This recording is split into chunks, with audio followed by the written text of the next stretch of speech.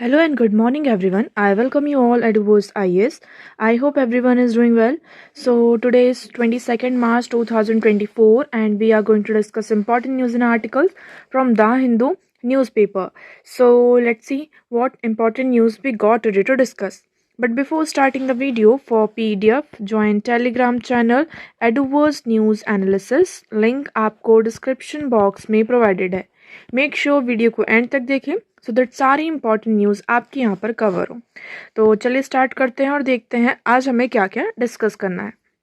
Now, the first article is ED arrests Kejriwal in exercise policy case. अब यहाँ पर सभी को पता होगा, कल से ये न्यूज़ आप सभी ने देख रहे होंगे कि दिल्ली के चीफ मिनिस्टर अरविंद केजरीवाल को यहाँ पर इन्फोर्समेंट डायरेक्टर ने in a case of corruption, charges of corruption and money laundering के केसेस में यहाँ पर क्या किया है, अरेस्ट किया है. अभी हमने देखा है उन्होंने सो द आप said it has moved the supreme court for questioning the arrest and asked for an urgent hearing. तो यहाँ पर अभी जो पार्टी के मेंबर्स हैं और वो सारे यहाँ पर सुप्रीम कोर्ट को उन्होंने क्या किया है, अप्रोच किया है और यहाँ पर अर्जेंट हियरिंग की डिमांड कर रहे हैं. अब इस आर्टिकल में वैसे हमारे लिए क्या इंपॉर्टेंट हो जाता है, इन्फोर्समेंट डायरेक्टरेट. तो हमें इसके बारे में यहाँ पर पढ़ना होगा.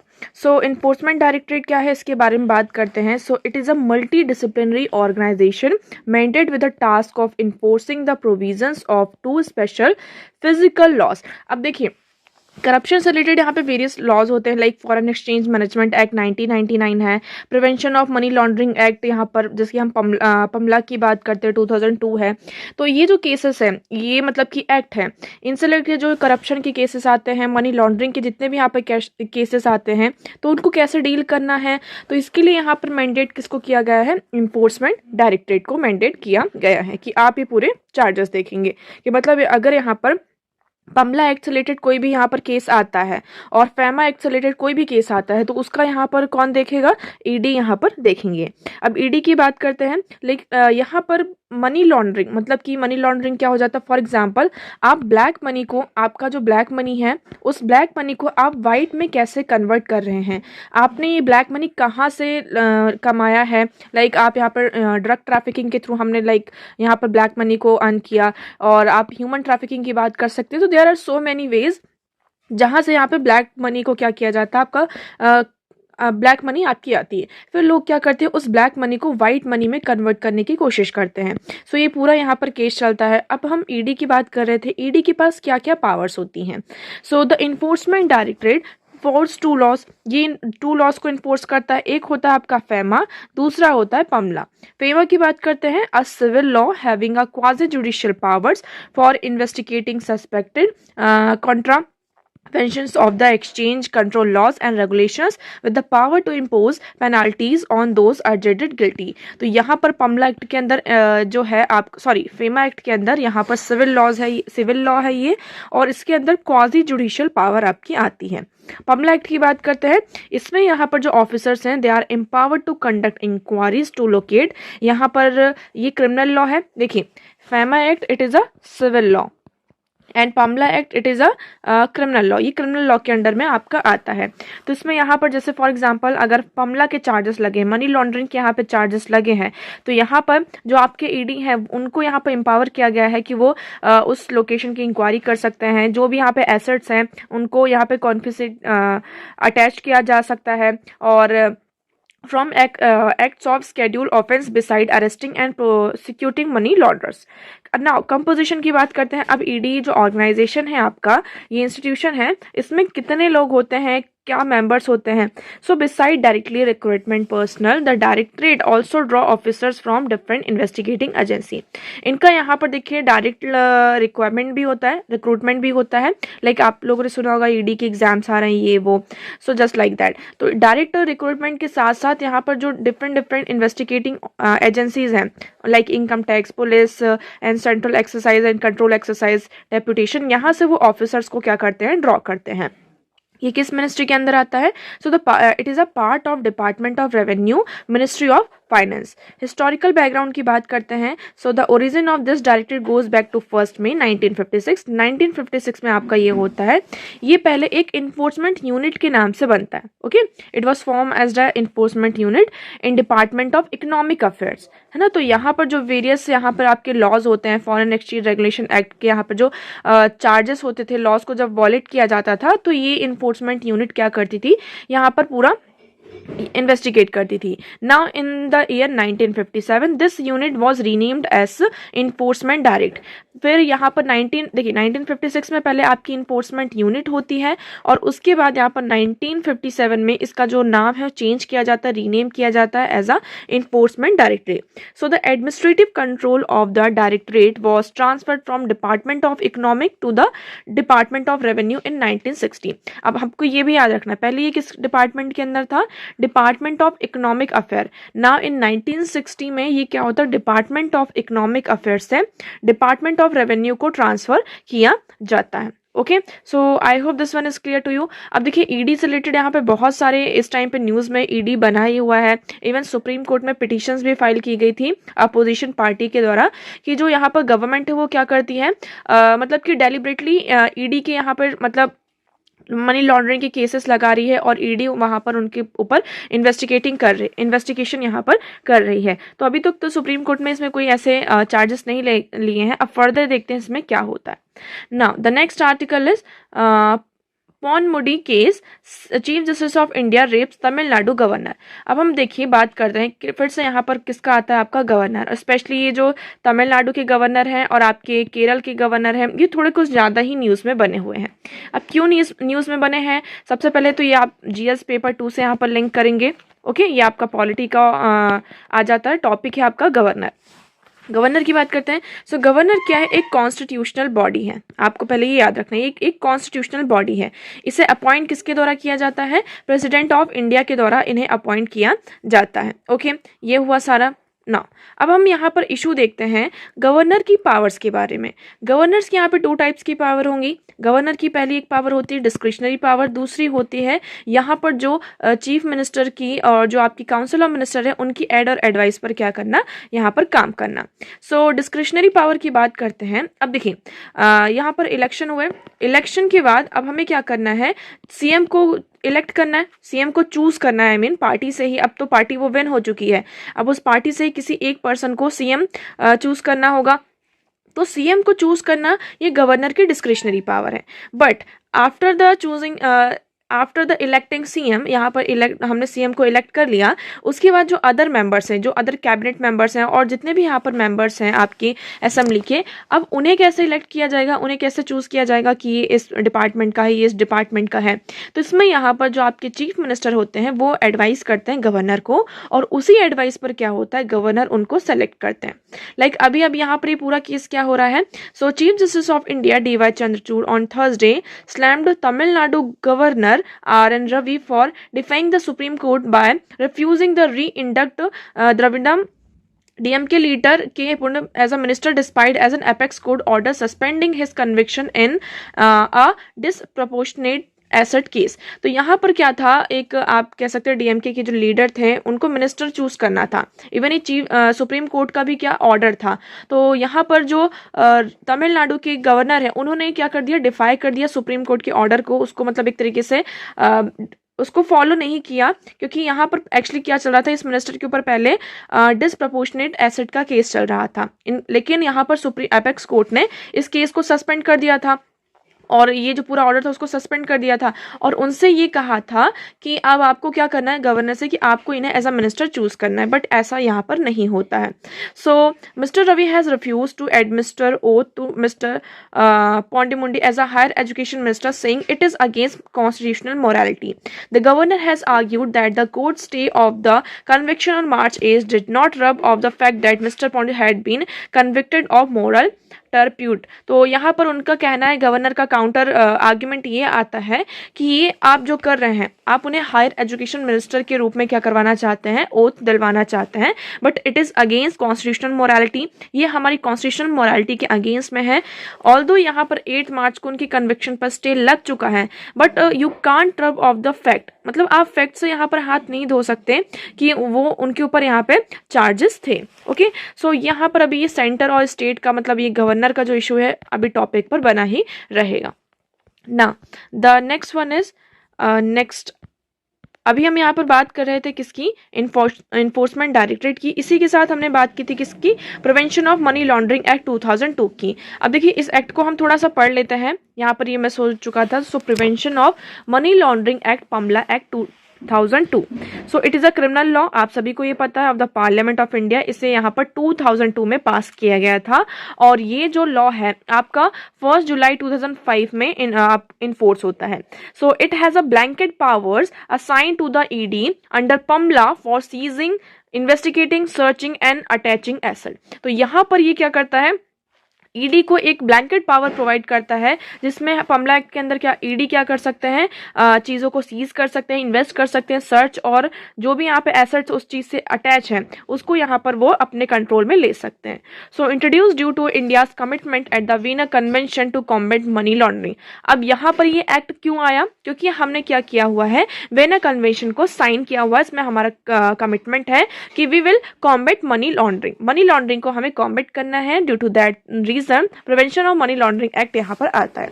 इसका एम क्या है, so what is the aim of prevention of money laundering act, so prevention and controlling money laundering, confiscating and seizing of property involved in or derived from money laundering, providing punishment to the offenders. तो यहाँ पर money laundering को prevent करना है, control करना है, जो भी प्रॉपर्टी मनी लॉन्ड्रिंग में यहाँ पर इन्वॉल्व है सो उसे सीज करना, कॉन्फिस्केट करना, providing punishment to the offenders, appointment of educating authority and appellate tribunal concerning money laundering matters, dealing with every issue related to money laundering. So any issue which is related to the money laundering which deal by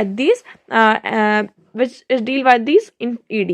Okay, so यहाँ पर some changes are also done in Pamla Act, like here you will see like इसमें various agencies आपकी include है, like NIA, national investigation agency, serious fraud investigation office, directorate general of foreign trade, competition commission of India, national intelligence grade. So all these are agencies are included in Pamla Act. Okay, so I hope this one is clear to you. Now the next article is water, an instrument to build world peace. Now here you will see two articles which is related to water, because today is 22nd March and we celebrate as a World Water Day. हम 22nd मार्च को world water day के रूप में क्या करते हैं, celebrate करते हैं. So this is the first article and this one is the second article. We will combine these two articles and discuss here. Okay, now here we are talking about World Water Day 22nd March. It is a global initiative backed by United Nations and been observed every year since 1993. 1993 के बाद से हम 22nd मार्च को world water day के रूप में क्या करते हैं, यहाँ पर सेलिब्रेट करते हैं to raise awareness among stakeholders about the importance of fresh water. तो यहाँ पर जो स्टेक होल्डर्स हैं उनमें अवेयरनेस को रेज करने के लिए फ्रेश वाटर की क्या इंपॉर्टेंस है, इस चीज़ को यहाँ पर उसकी इंपॉर्टेंस को बताने के लिए हम यहाँ पर 22nd मार्च को वर्ल्ड वाटर डे सेलिब्रेट करते हैं ना. इस साल का थीम क्या है, वाटर फॉर पीस. बिकॉज यहाँ पर ये थीम को आप बहुत ध्यान से समझेंगे, वाटर फॉर पीस. ये ऐसा क्यों कहा गया है वाटर फॉर पीस, क्योंकि ऐसा यहाँ पर एजप्शन है, एक प्रोडक्शन लगाया जा रहा है कि इन द अपकमिंग टाइम में यहाँ पर अपकमिंग फ्यूचर में जो यहाँ पर आपका झगड़ा होगा, फाइट जो होगी वो किसको लेकर होगी, आपकी वाटर को लेकर यहाँ पर होगी. क्योंकि वाटर यहाँ पर सबसे बड़ा क्या बनेगा, आपका यहाँ इशू बनेगा. So everyone knows there was a time when clean water was available in wells, ponds, streams, rivers and other sources. Starting में आपने देखा होगा, पहली की बात करते हैं, आपको फ्रेश वाटर हर कहीं मिल जाता था, वेल्स में, पॉन्ड्स में, स्ट्रीम्स में, रिवर्स में और जितने भी यहाँ पर अदर रिसोर्सेस हैं. But the situation is vastly different now. But now the today is situation is vastly different, बहुत ही डिफरेंट है. So there is a problem of water availability with respect to quantity और quality. यहाँ पर problem क्या है, दोनों चीज़ की, क्वालिटी की भी प्रॉब्लम है एंड क्वांटिटी की भी प्रॉब्लम है वाटर की. Okay, and in upcoming time, आने वाले टाइम में यहाँ पर जो प्रॉब्लम क्रिएट होगी सबसे ज़्यादा वो किसको लेकर होगी, वाटर को लेकर. So India too faces problem, India भी यहाँ पे वेरियस प्रॉब्लम्स को फेस कर रहा है. Just like now focus on this paragraph. So this water crisis may be physical or economic based on multiple factors such as rapid urbanization. अभी जो water crisis है ये कैसे है, यहाँ पे इसमें multiple factors आपके include हैं, like urbanization, industrialization, unsustainable agriculture practices का हम क्या करते हैं, देखिए urbanization बहुत ज़्यादा हो रहा है, industrialization हो रहा है, unsustainable agriculture practices यहाँ पर हो रही हैं, climate change, erratic rainfall pattern, यहाँ पर आपका जो rainfall pattern है it is also changing, also changing, water overuse and inefficient water management, हम वाटर का ओवर यूज कर रहे हैं और इनएफिशिएंट यहाँ पे वाटर मैनेजमेंट हमें देखने को मिलता है. Pollution, inadequate infrastructure, lack of belongingness among stakeholders, runoff due to high rain along with soil erosion and sedimentation. यहाँ पर बारिश हो रही है लेकिन हर जगह क्या हो चुका है, आपका सीमेंटाइजेशन हो चुका है, कंक्रीटाइजेशन हो चुका है. Due to that thing water जो है आपका ग्राउंड पर जा ही नहीं पा रहा है ना, वो वाटर को एब्जॉर्व करना है, जो आपका रेन वाटर रेनफॉल हो रहा है तो वो वाटर कहाँ जाए, है ना. तो उसका भी ये पूरा हमने इतना ज़्यादा सीमेंटाइजेशन कर दिया है, हर जगह सीमेंट है, आपका कंक्रीटाइजेशन हो चुका है. सो वाटर आपका बह के क्या होता है, जितनी भी सॉइल इरोजन, हम यहाँ पर डिफॉरेस्टेशन हो रहा है, पेड़ों की कटिंग्स हो रही हैं, ट्रीज की कटिंग्स हो रही हैं, जिसकी वजह से सॉइल इरोजन और सेडिमेंटेशन आपका इंक्रीज हो रहा है. So water scarcity leads to the poor functioning of ecosystem, threatens food water security and ultimately affects peace. तो ये ultimately at the end ये किसको affect करेगा, peace को. So according to the World Resource Institutions, 17 countries faces extremely high level of water stress which is threatening to result in conflict. अभी यहाँ पर according to World Resource Institution के द्वारा ये बताया जा रहा है कि 17 countries हैं which are facing extremely high level of water stress. They are facing extremely high level of water stress and it is threatening and it is the result of conflict. ये क्या बनेगा, एक conflict का आपका result मिलेगा. So India is not an exception to these problems. India में ऐसा कोई exception नहीं है कि हमारे पास बहुत ज़्यादा पानी है. So water availability की बात करते हैं तो उसको कैटेगराइज किया गया है यहाँ पर कि it is expected to reduce further to 1341 metre cube by 2025. तो यहाँ पर 2050 तक 1114 मीटर क्यूब तक आपका क्या हो जाएगा, वाटर लेवल आपका रिड्यूस होगा. ओके, सो क्योंकि सबसे ज़्यादा हम एग्रीकल्चर में यूज़ करते हैं लेकिन हम प्रॉपर वे में क्या करते हैं, यूज़ नहीं करते हैं. ओके, ना ये अब इसका सॉल्यूशन क्या आ जाता है, तो एक वाइटल रोल क्या प्ले कर सकता है, रेन वाटर हम हार्वेस्टिंग करके क्या कर सकते हैं, वाटर की अवेलेबिलिटी को इन्हेंस किया जा सकता है.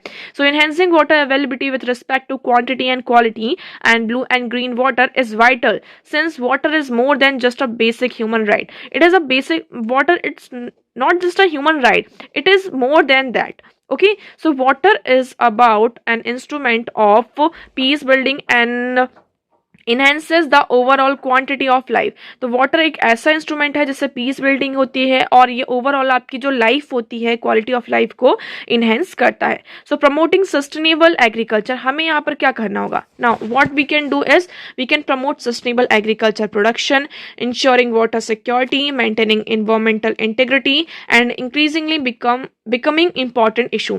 अब ये हमारे लिए एक बहुत बड़ा इशू बनता जा रहा है. अब देखिए वाटर सिर्फ वाटर की अवेलेबिलिटी, ग्राउंड वाटर रिसोर्सेज भी यहाँ पर कम हो रहे हैं, सारी चीज़ें हो रही हैं, लेकिन हमें इस पर ये भी ध्यान देना होगा, इसके कारण वेरियस हमारी हेल्थ पर भी, ये जो नेक्स्ट आर्टिकल है इसमें हेल्थ से रिलेटेड कुछ पॉइंट्स को ऐड किया गया है. लाइक आपके जो वेरियस डिसीज़ है, लाइक कोलेरा की बात करते हैं, डायरिया आपको हो जाता है. सो ये सारी जो डिसीज़ हैं ये भी किससे आपका फैल रहा है, रेन वाटर से, क्योंकि नॉट रेन वाटर मतलब वाटर का ही एक इशू है. और इससे क्या हो रहा है, आपके जो हेल्थ है, वाटर इतना ज़्यादा पॉल्यूशन हो रहा है, कंटेमिनेट हो रहा है वाटर, जो भी वाटर अवेलेबल है तो वो पूरा कंटेमिनेट हो रहा है due to pollution, plastic, all these things.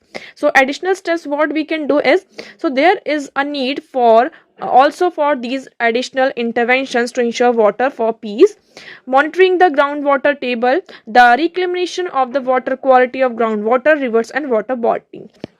तो जितनी भी यहाँ पे वाटर बॉडीज हैं, ग्राउंड वाटर रिवर्स हैं, इनकी यहाँ पर हमें वाटर क्वालिटी को क्या करना होगा, क्लेम करना होगा. So like pricing of water use, हमें यहाँ पर वाटर को यूज बहुत ही प्रॉपर वे में करना होगा, बिकॉज इन आने वाले टाइम में ये वाटर एक इकोनॉमी, एक सर्कुलर इकोनॉमी की तरह सामने बनकर आएगा.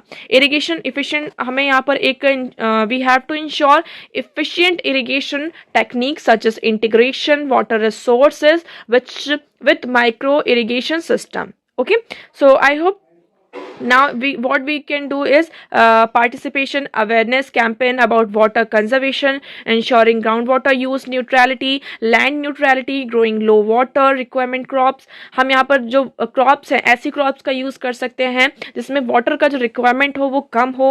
Okay, so optimal crop planning, have integrated farming system model.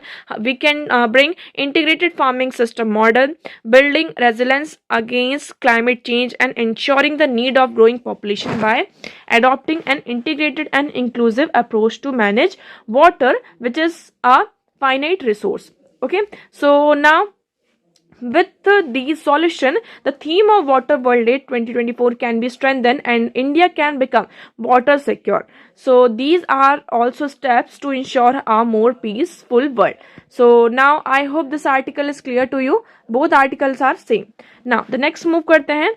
So the next article is panel to study scope of altering power lines in bustard habitat. अब देखिए यहाँ पे ग्रेट इंडियन बस्टर्ड की बात करते हैं. सो अभी सुप्रीम कोर्ट ने क्या किया है, एक पैनल को, एक कमिटी को यहाँ पे कॉन्स्टिट्यूट किया है to protect and conserve these endangered great Indian bustard. अब इनको यहाँ पे डेंजर किससे है ये बात करते हैं. अब ये इंपॉर्टेंट हो जाता है हमारे लिए. Okay, so here you will see great Indian bustard की बात करते हैं. So it is one of the heaviest flying bird. ये आपका सबसे हैवी, इनका जो वेट है इट इज 15 kg और ये फ्लाइंग बर्ड है, आपको ये भी याद रखना है. दे इनहैबिट ड्राई ग्रासलैंड. ये ड्राई ग्रासलैंड में मेनली यहाँ पे इंडियन सब कॉन्टिनेंट्स में आपको देखने को मिलते हैं. इनका IUCN की रेड लिस्ट में स्टेटस देखते हैं तो it is critically endangered species. Only यहाँ पर 150 से भी ज्यादा आपकी ये जो ग्रेट इंडियन बस्टर्ड्स हैं यहाँ पर बचे हुए हैं. हैबिटाट की बात करते हैं. So it is found in Rajasthan desert national park, Gujarat, Madhya Pradesh, Karnataka, Andhra Pradesh, in India and some parts of the Pakistan. Okay, now threat क्या है इनको, death by the collision with infrastructure particularly power lines and wind turbines. तो यहाँ पर जो आपकी पावर लाइंस होती हैं है ना, और विंड टर्बाइंस होती हैं, तो ये इनमें क्या होते हैं, फंस जाते हैं, इनके साथ इनका कोलिजन हो जाता है. And due to that reason it is a biggest reason जिसकी वजह से इनकी लाइफ को क्या है, थ्रेट है. इनकी हंटिंग भी की जाती है and development of mines, human habitation in around their habitat among others. Okay, grassland का भी यहाँ पे क्या हो रहा है, डिप्लेशन हो रहा है. So due to that reason यहाँ पर अब क्या हुआ है, सुप्रीम कोर्ट ने ऑर्डर दिया है कि they will constitute a panel to alter these power lines. की हम ये जो हम इसमें स्टडी करेंगे कि किस तरीके से पावर लाइंस को हम अल्टर कर सकते हैं और जो ये बस्टर्ड का हैबिटाट है इसको सिक्योर कर सकते हैं. Okay, so I hope this one is clear to you. So आज के न्यूज़पेपर में इतने ही इंपॉर्टेंट आर्टिकल्स थे. आई होप आपको सारी चीजें यहाँ पर क्लियर होंगी. But still if you have any doubt you can ask in comment section. आज का वीडियो कैसा लगा एक बार कॉमेंट सेक्शन में जरूर बताइएगा. अगर वीडियो पसंद आया हो तो उसे लाइक करना, चैनल को सब्सक्राइब एंड शेयर करना ना भूलें. So that's for all today. Thank you so much for discussion.